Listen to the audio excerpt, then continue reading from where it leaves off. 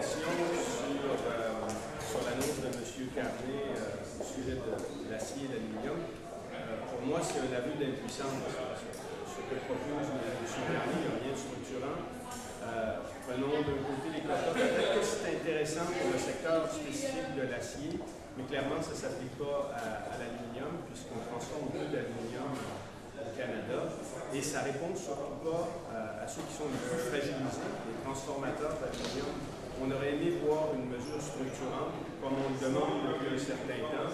S'il y avait l'équivalent d'une subvention salariale, on permettrait assurément de soutenir des entreprises de transformation d'aluminium qui ont un passage très difficile présentement. Pour le reste, l'ajustement des contre-tarifs au mois de juillet, moi je vois ça un peu comme l'utilisation d'un tire-poids vis-à-vis des États-Unis. Donc une menace qui n'est pas très préoccupante, à mon avis, vis-à-vis Donald Trump. Donc, encore une fois, c'est un rendez-vous manqué. Je pense que M. Carnet n'a pas une préoccupation énorme pour le secteur de l'aluminium du Québec. Alors, sur juste la question des tarifs d'abord, est-ce qu'il devrait les hausser ou juste seulement pas les hausser? On fait quoi avec les contre-tarifs dans ce cas-là si vous dites que c'est bien, on ne sait pas à quoi ça ressemble. Un ajustement des contre-tarifs au mois de juillet, c'est quand même assez vague. Moi, j'ai souvenir de M. Carney qui nous disait qu'il y avait un canal de communication entre lui et M. Trump, que les négociations allaient rondement. Et au G7, ça devait être quelque chose qui est derrière nous. Il n'y a pas 2 semaines de ça, j'étais ici avec des transformateurs d'aluminium qui sont en mode survie. On a fait des rencontres qui ont été fort intéressantes, là, mais ça prend quelque chose de concret. Ce que j'aurais aimé voir, moi, de la part du premier ministre, c'est quelque chose de concret pour le secteur de l'aluminium. Je ne crache pas dans la soupe, je comprends que des quotas sur l'acier, c'était une demande de l'industrie, c'est quelque chose d'intéressant. Mais pour le reste, moi, le développement autour de ces 5, ça aide en rien les industries qui sont attaquées par les tarifs présentement au Québec. Et il n'y a pas de proposition concrète pour soutenir le secteur de l'aluminium. Quelle proposition concrète, par exemple, auriez-vous en tête? On le dit déjà, la subvention, les plus fragilisés, c'est les transformateurs. Les producteurs d'aluminium primaire peuvent refiler jusqu'à un certain point une partie de la facture à leurs consommateurs aux États-Unis. Ce qu'on disait depuis le début, il faut mettre en place quelque chose qui ressemblait à la subvention salariale, qui permettrait à ces gens-là, à tout le moins, de reprendre un peu leur souffle dans le contexte actuel.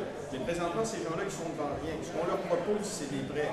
Donc, la majorité d'entre eux sont à finir de rembourser les prêts qui ont dû contracter lors des derniers tarifs en 2018. Tu ne peux pas vivre de prêt en prêt sans améliorer tes installations simplement pour gommer les tarifs. C'est peut-être un manque de connaissance du secteur de l'aluminium de la part du gouvernement. Est-ce qu'il n'y a pas de nouveau programme qui a été annoncé aujourd'hui? En même temps, on sent que peut-être il y a moins d'urgence, je crois que c'est pas important, mais moins d'urgence dans le secteur de l'aluminium actuellement qu'il y en a dans le secteur de l'acier, puis 50% du marché qui vient de se fermer.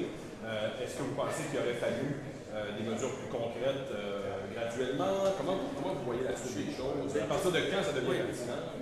Malheureusement, je ne suis pas d'accord avec vous. Il y a une urgence à agir dans le secteur de l'aluminium.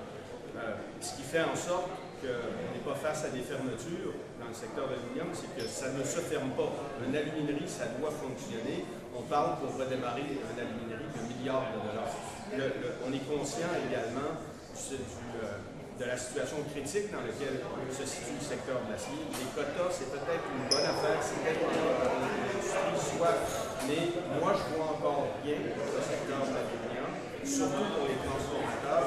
La transformation de l'aluminium, ça fait 30 ans au Québec qu'on se bat âprement pour développer une entreprise, une industrie de 2e, 3e transformation à travers le Québec.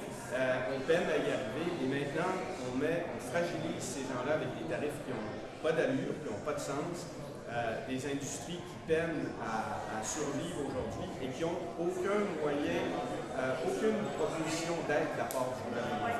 J'aurais aimé voir M. Carney être sensible à ça. Je trouve ça étrange qu'il n'y ait personne, que ce soit le ministre des Finances ou Mme Joly, que ce soit François Philippe ou Mme Joly, qui ait eu une discussion avec le cabinet du premier ministre pour lui indiquer qu'il y avait des craintes quand même assez importante dans le secteur de la transformation de l'eau. Et là-dessus, il n'y a absolument rien.